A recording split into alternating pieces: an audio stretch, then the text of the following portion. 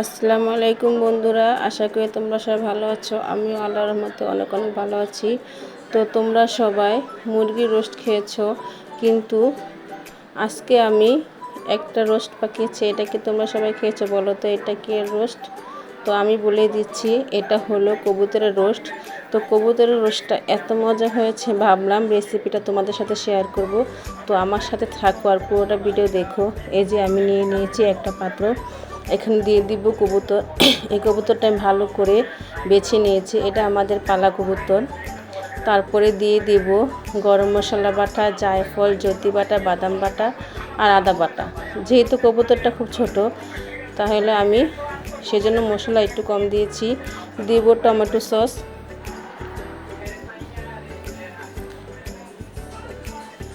ভিডিওটা ভালো লাগলে লাইক, কমেন্ট, শেয়ার ও সাবস্ক্রাইব করে দিবে। আর দেব স্বাদ মতো লবণ, দিয়ে দেব টক দই। পরে কবুতরটা মশলাটা ভালো করে মাখিয়ে নেব। আমি মাখিয়ে রেখে দেব আধা ঘন্টার মতো। তো কারা কারা কবুতরের রোস্ট খেয়েছো আমাকে এখনই কমেন্ট করে জানাবে। আর যারা না খেয়েছো তারাও কমেন্টে জানাবে। এই যে আমার মাখানো হয়ে গেছে, এখন আমি বেরেস্তা ভেজে নেব। আর ওই বেরেস্তার তেলে দিয়ে দেব ম্যারিনেট করা কবুতর। এই যে আমি আধা ঘন্টা ম্যারিনেট করে রেখেছিলাম। এখন কবুতরটা আমি ভালো করে ভেজে নেব। আমার কবুতর ভাজা হয়ে গেছে, এখন তুলে নিব।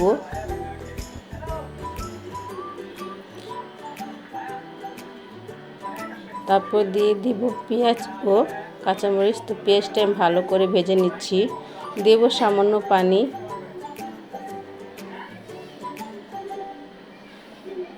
আর দিয়ে দিব শুধু ধনিয়া গুঁড়ো আর শুকনো মরিচ। আমি তো সব মশলা আগেই দিয়ে রেখেছিলাম।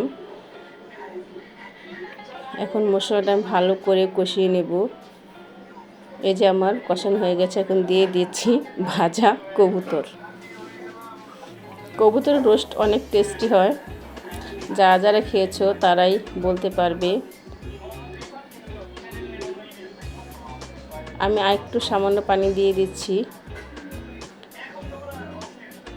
এখন কবুতরটা ভালো করে মশলার সাথে মিশিয়ে দেব। আর দিয়ে হয়ে গেছে কবুতর, দিয়ে দেব বেরেস্তা। যে বেরেস্তা দিয়ে দিচ্ছি। আমার কবুতর হয়ে গেছে, কি সুন্দর হয়েছে কবুতরের গোশত। ভিডিওতে দেখার জন্য সবাইকে ধন্যবাদ। ভালো থেকো, আল্লাহ হাফেজ।